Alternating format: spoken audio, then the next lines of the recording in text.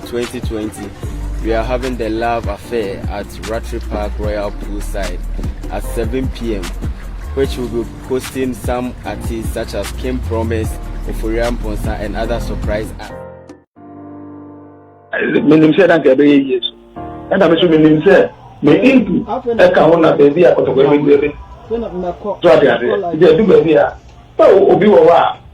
Only advice for pink grammar. And also arguing is saying, that may try my argument. They are shiny ye, Naya no me ya. You bet to us, say Sicasa, because just recently, Egypt, you Patenum, your friends and ma somewhere I could see. I am Fashiama, play a beard over $60,000 school fee. And it's sad there, not. Abino instead, Ebema Abino say this kind of Nestra Abino say on starting from management committee.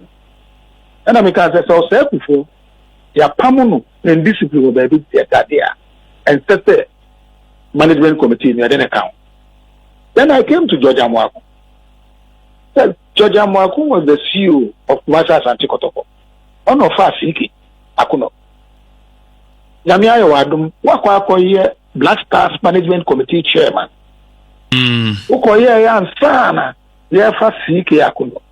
Enti sauna o san fasiki akuno dia. And the energy say kotoko oji 10,000 say 8,000 kwa uso onya dia wapamo. Na Black Stars no abai be $35,000. And I would the idea enye no would name Black Stars. Na just say Black Stars one ka say penny ye. A director somewhere, what's the coach when you wapamon? Black Stars there, Yama or Hana, and to straight away, they should step aside. Oh, okay. Now, what I said, and I about CK so. I because that's also there. And then someone in the Muframem, we really a minu shadow, but the other story, and master the CK, them say, who shall uncle for 3 years? That is a buying between CK. Until all of them should step aside. Now, you have Black Stars in this video. Now, buying save Ska. That was my story. Okay. Mr. Pobi, that's a pan inch mu, a horn inch mu, the Amayane, Yamia Duma, Mr. Pobi, Bessa Boncomo. Okay. Mr. Jonathan Abe Pobi, and Yenene Din Komono, or your football administrator. But my main fan to just say Yamia Adman, Ghana Premier League match day 10. Yet was na yetwa Ghana Premier League match day 10 so na de tiene se referee somebody your matches ni nyina FN mpanyfo e de aba na Hearts of Folk any Bechem United game no referee fen se Benadumfe any bedi assistant line 1 abeye Tijani Muhammad na afi assistant line 2 aye Alex Osam na fourth referee no aye Gabriel Opokuahen omo eneko akwakodi sa game na afi Brekum Chelsea any Interlice referee Frederick Samina one na akwakodi sa match na assistant line 1 no aye referee Thomas Ngamidiaye.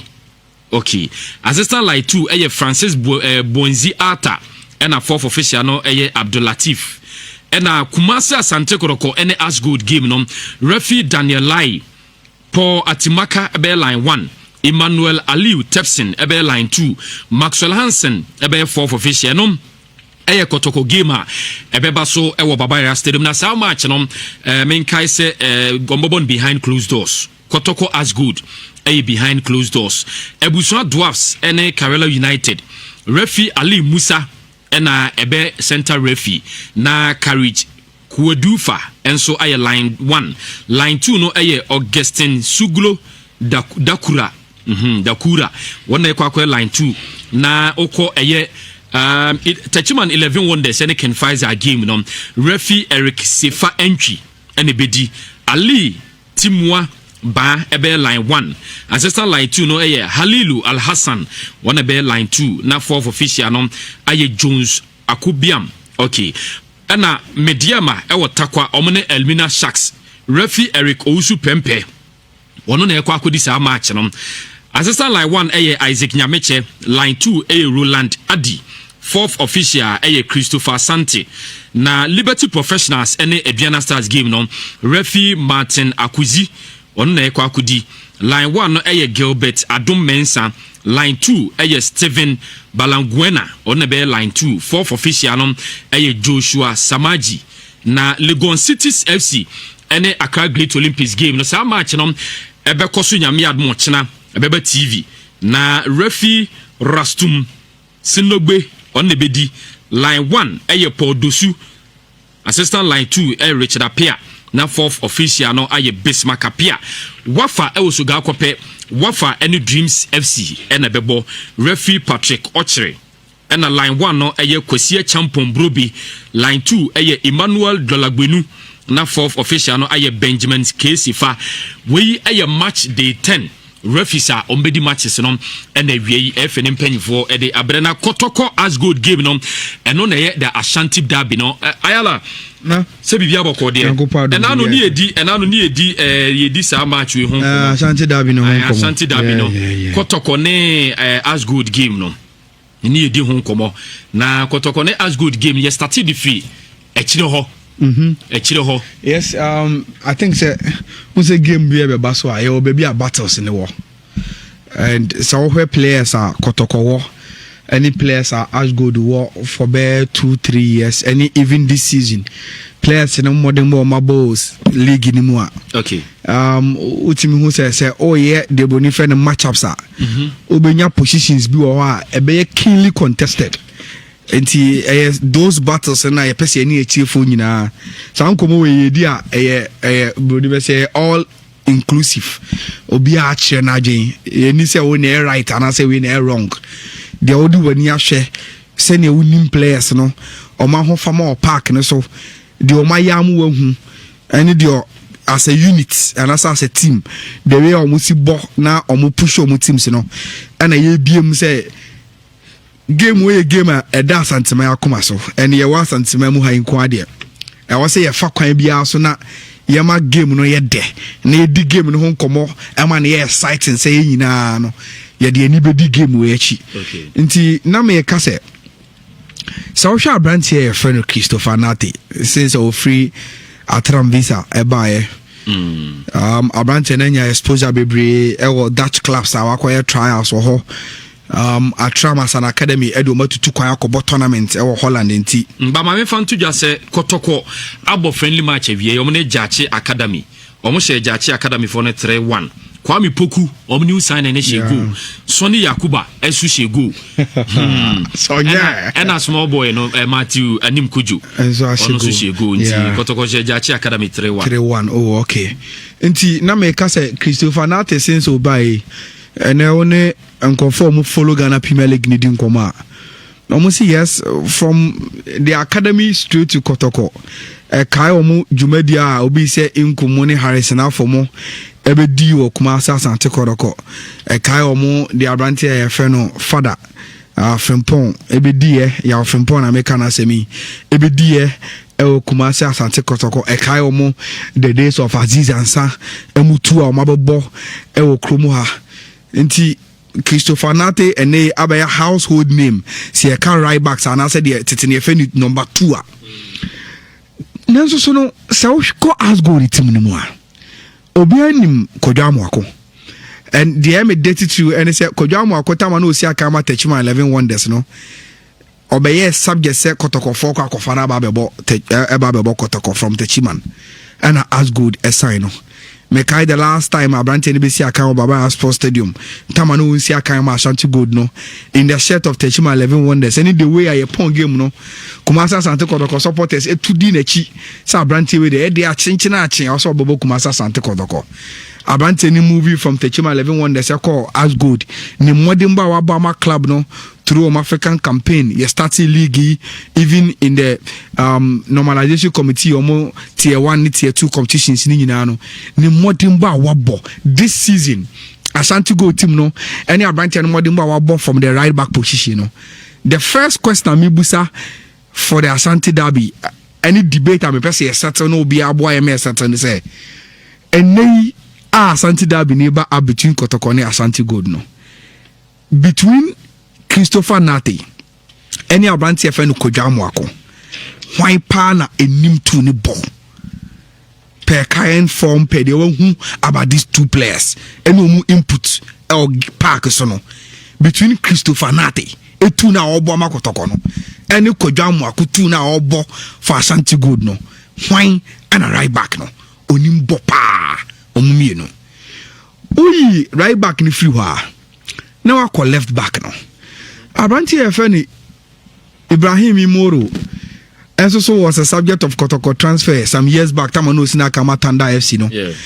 Ama yet Krasa Tanda ran beka so ono e Kotoko ni nemu munisika Kotoko for the abana branch no hunu esika bi esua. Emi wo hora na etisa branch na movie akosi akama Karela. When national team collapse because of inequality. Yes, no susade but branch ni gina park so no obobo na e Chelsea ampa ball na nye machu. An exercise any height in the ball. I join any unim dia one talent and yankopon dia mu. And so where even at the local blasters Modimba Brantia if any more Ibrahim a bomber Ghana national teams no enya some keto make blasters be no no katima e call Nancy Awafu tournament no ho injuries into intimacy of the tournament but on any day so ya fitter na or the first choice left back for the blasters be no. Yes, no ne Patrick Yeboah and Neo Karela, no boy ahead of him. But Patrick Yeboah ba Kotoko Jano. Nanso so no this season amaso kono Dubai ya Brante Imoro ebeka Kotoko team no hono. Wa ma Patrick Yeboah very stiff competition. At a point in time because oba late in Tina Patrick Yeboah na ebo. But when in kakran maso kono do assimilating into Kotoko team no. Abante ne beji ni position on to media magema. Omukobo akumpa ka okunya recorda. Olusu ni position by nei bibia there this Abante na sababaka. Why we claiming a left back position, you know, from Abante FN Patrick Yeboah. Inti Imoro our left back. Then Oko the opposite side was Ashanti Gold. Famous name Akotoko for him because now Abante is in Kama we need professionals will be PMO Kumasa Sante Kodoko. Abante FN Eric Donko. Oba Bob Abasum Kotoko Kuna.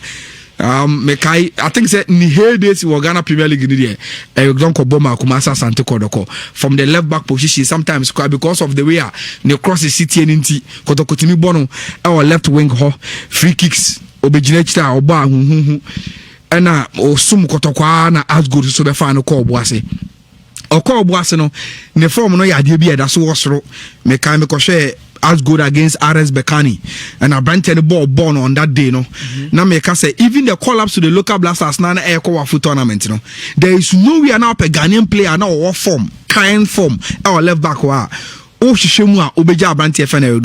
me, he was even at that time the best left back our Ghana Premier League in him. And I saw on the local scene now me campaign is I wasn't competing the 1 foot tournament. But beside that, say can left back ne how consistent will be a year with that position.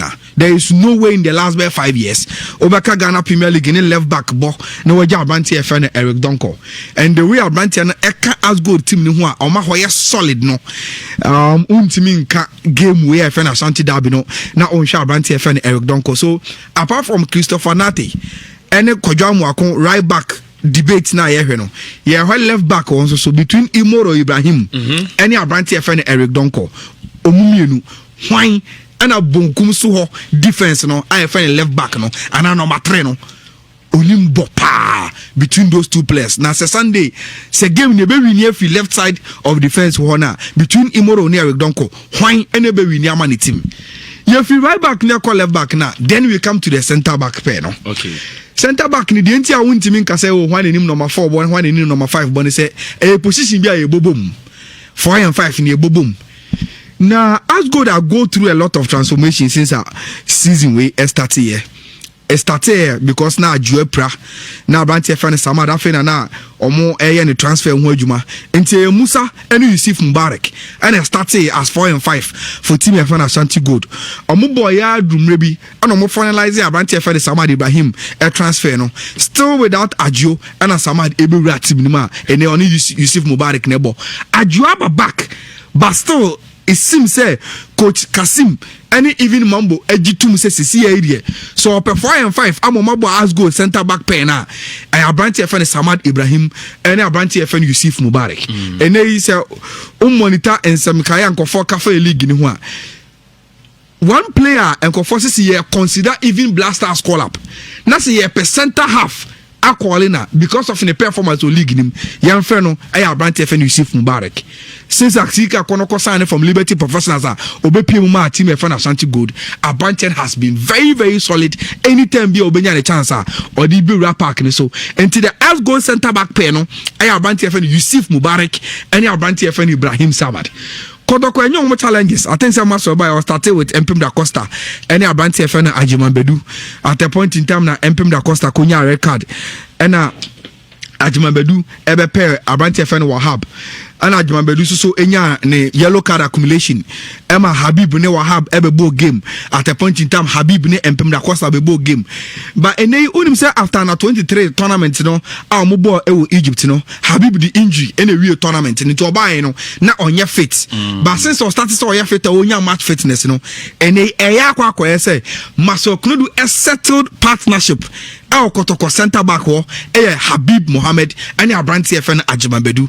In the last 2 games or so, those 2 players no and Abo a center back pair. Yeah, where ni Muse Sunday way against Ashanti Gold. Omo and a big jinem no mercy akai as center backs for Kumasi Asante Kodoko. So the third battle, and as a debate, I invite here for some mumrem and say Osha Asante Gold a center back pair of Samad Ibrahim and Abranti FN Yusuf Mubarak. Now the Toto Kotoko Habib Mohammed any Abrantia Yafeno Ajiman Bedua Sape ni no Diane a very very solid. Ubet me do rush mu say on Sunday on betimi a protect o mu goalkeeper ni o mu post na se ba se 2 teams no obi consider and also be consider less number of goals on betimi aye se adwuma na mo enti from Christopher Nate any Kodwa Moakon Eric Donko, any Moro Ibrahim, no center back pair of Samad Ibrahim, any Abranti FN Yusuf Mubarak, any Habib Mohammed, any Ajiman Bedu. So, in your opinions of your TFA, then the last one, and it is the hottest. Mekai, I was the first person I raised this debate with Ghana. Say open central midfielder, and a defensive midfield, and a holding role now. Yakwa kwa say 2 players you mu Ghana ha. Abanti FN James Akame nko as gold. Any Justice Blair say Osina kan ema Kumasi Asante Kotoko. Me kan when I raised this debate. And go for bebre I share these 2 players for a very very long time, including coach Beneza Sefa. And na no to debate in go so those 2 players na style of play ni different kakra. It seems that Justice Blair is more combative or a typical defensive midfielder. Jina ne back for n'animu a obunua no winning boss ne matim no. But Abranti FN James Akame nko more of a transitional midfielder. It say Fernandinho mo star na mo boni bi Sergio Busquets mo star na mo boni bi. The only thing is that he's a little bit aggressive. And it's a all aggression kaka on how in winning the boss now. James Akame nko was hard ye ni kaka woni mu a obetimi a offer. And again, Uncle Forces all card the attributes of Justice Blair. Ayana Enkofo ya limited to just him being combative, no winning boss, no. And then Saope one of the good passers of the ball. Justice Blair is learning that trade, no. And in Kakanka, you could see Sabantani improve on the passing. And I feel quite the Abranti and the quad kind of game home. Ni goal scoring abilities, no. Send a Kotoko boa. Sekotoko dominate play na se omu bombardé omu opponent no e omu box ni mu a Abanti FN Justice Blair ne presence in the box ade bia tre adwene ntiase so because as a defensive midfielder there anka din sem impempi no ye behu no e woni opponent box nim but it seems Abanti is improving on that no. Abanti FN James Akame Kodie for those who have known him or two kwan ko ba nyina obi anim the skill set ye winning ball ye pass ball ye control the tempo ni dictate play near making sure say yeah team no and air control and also more dominating midfield there. He is one of the best we've seen. And to the argument and they say now we are not comparing them based on defensive midfield and also central midfield. They can say in Asgo team no any in Kotoko team no these 2 players and about their friend number 6 I ni mo Ghana. And no, you cannot assist apart from the back 4, the original omenim. No matter the role and Nipako play, whether as a transitional number 6 and as a combative number 6, they can say those 2 players, Justice Blair, James Akame nko. Say oh kase obi mo 6. Oh timwa. Those 2 players why any ball, and who will you choose ahead of the Ashanti Derby? So far, these are the matchups may develop when it comes to Ashanti Derby, which is probably the biggest game ever within Ashanti region concerning two Ashanti regional teams. When we say a champion called Ashanti Good, no, sad debate in it. That rivalry between Kotoko and Asgo, that's how the only good thing they say, it has been very, very friendly. And yes, Kanetina, black president, Safu Jemfimo, El Hania du Koboko, El Bonko, for Beba Kumasi, and we call Boasa and Antoquano. It has been very, very healthy competition between Kotoko. Any team of Ashanti Good since Dr. Kwame Chey, any champion, Ecoso Jumedianum, El Asgo Tinana, Yenim Sia for Betimia Boya, between Christopher Nate and Kojamwako, between Imoro Ibrahim and Eric Donko, between a Santa back partnership of Samad Ibrahim and Yusuf Mubarak. Any Habib Mohammed, any Abanti Afana Jimabedu, and the hottest one between Justice Blay and Abanti Afani James Akaminko. Why any deal number 6 ahead of the Ashanti Derby? So that is how we are going to build up. And to settle in the debate now, if you the other matchups going into offensive play no, and so be introduce. And I think and upon me and the message is to be see a ball game way behind closed doors. Because it is going to be one of the best games this season Premier League, and your bumpire say at least by the time a game never cost or boss in it. Now be beyond MCC our clear supporters betting me about the game. So far, these are the debates. When you so be able to share your opinion, yes, sir.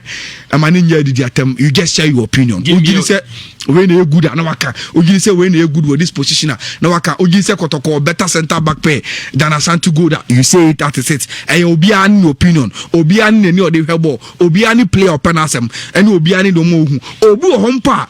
Or Kotoko dear, now so Baja to say this position there, or did to say as good player no, our head of the Kotoko player, Obu or Ashanti Good, now so Baja to say, oh, this position there, me you to say Kotoko Nini Yadi, Obu or House of Folk, but Obaja to say Kotoko player in botching Ashanti Good Nina, or Beka say as good Nini in botching Kotoko Nini so, or Beka. This is all to motivate you in any the enthusiasm for the game now, ever soon Ashanti Derby. Yes, said yeah, we need, and we must make it big now. All right. Ayala medase ayala na de wuram ewo as good na Kotoko as good game anyame adoma weekend basu BYT before say me kwa hwan so afa course na kakra menim se bia as good Kotoko game is Sunday odi bibi kakra bi be kan ho yeah the change two teams no nana in Kumasi no omabo 30 league matches since 1985-86 and as good as only one game per in Osei. So we be first second timer Ashanti go be Kotoko in the league match. Unza na go in share Kim Faisal da. Ewo league ewo Kumasi since Kim Faisal be league 95. But as go this year e break that record no. And do na susu say year na go be Kotoko no. Na match obi abeka se na Kotoko fo adwene mu no. O say has good e sha ne sa. Said there 2D say Asanteman course okay 2019. So Frederick Kwesi scored the only goal on the 4th minute and when you that goal now be the only goal ever that match and of late say Kotoko has go the share Kumasi yeah did ma Asante Kotoko pa and yeah the head to head be 60 matches played in the league match and I say league class in Kwano 60 matches 60 games you know there will be a wins any number of goals for our share bibia beba including Premier League shares 93 any Kumasi Nkwa meetings ayaka say 30 as good arena one game per against Kumasi Asante Kotoko. Ubenya first player wo she go. Ubenya goal scorers ni bi from Wachina any Saturday. Ewo show ni sunti say ebano league matches ne dia. Na Kotoko etimi Asante Gold pa in Kumasi but say as good form no anya e be fa big do say cap koye and say as good ne Kotoko golden class na Kumasi 3-2 na Obo say 3-2 na as good aba na anniversary cap kofo birthday na as good aba pre goalless draw and na as good aba draw ede cap no yes ada kosi nchen atwenda foforo ene wo hwe said yesi ba kamia say as good wuramu Kumasi a league ne amanwen die Kotoko any as good ko sia kan e wo boase na as good share 2 by the NC tournament ne buy no Kotoko 1-2-0 in Kumasi. As go to Kosha Kotoko 1. Ewa hono me che se nanse ohwe parity ni bibia esesaso pepepe se niema two teams no echia this time around obi anyo obi and we has good form na yedi ka aka say yedi facts and figures ni nyina no yes nyame adoma echne betem ho kaka na Saturday yes ya sound the more na yedi since of football chance o mo matches o ma bo nyina no 101 ni nyina obi a wins ebesa aba league ni 60 by all time cup matches, friendly matches, 101. Right, if I take Nani Famra. Na Yemfa course on the crown 032208 0322083581 83582 83585 583 rather and a 584 and a 0552179420. If ya nafi yede no na ka sebo ne dia bana DJ Ogidi Brown ene Asanka de Boyusman enso atwa so the driver no. Hello. Na jwan Patu mamanya me amini ake dumrabi na me de na ayele busa Ashgood team ni me me shepherd Ashgood will be bia bi chen kotoko so ata za match ni de o hwe Ashgood from goalkeeper to bia boy crash good boy crash no ya de chen kotoko boy ti be de mo jide say Sunday de de ya Ashgood e be carry 3 months mo na has na me ya do my you be free yes in Kundim Kofi Boga but when inje so at as a Mr. Kalangoma Mr. Tamuamo you work bewa na mentioning now that all right Miss Meda Sipatu hello yes sir yeah ni ampacha na na watwo kaka se de wo wachi tuma okay yanku ye ni man yanku ye I'm in charge of Dr. Wadon for Sabukan the next door of Parliament. Katra American say, Ashgood, the Muyana, Central Party, who's 1 year. Much change the chase coach. But after Central Party, the Moon can the Conaya come back up. Chase coach, the Moya, that's what we can go. I'm a master Yamboa Sunday, Kotoko supporters, saying I show as a Mationum. Now, yenya jinti wa ka dia bo akotofo sere be ya nse ye bo MC stadium yenya so ne constant problem we nyina nyambo Sunday bi amra ni aka pamo okay Miss Medase hello to ku pai ba ya bo nyina ne se ye betimi ayira o medan ku da bi ameka me se ye nyina ya agire ti support wa support team ne nya abotira ma oduma eno ma be ko ya ma support afa ntuma pefra e di se azofo gu fa ntuma pefra na najman Asofoku betimi akonanim ama asofoku mu aye de nti omo de pressure si coach na asofoku kinchiranti a ya ji league no mo de munya abotre na me dankwe mi wa wrese mu se ye bebo league na wie na asofoku eno ma akoye dankwe maka na ajman okay dankwe me da se ma me fala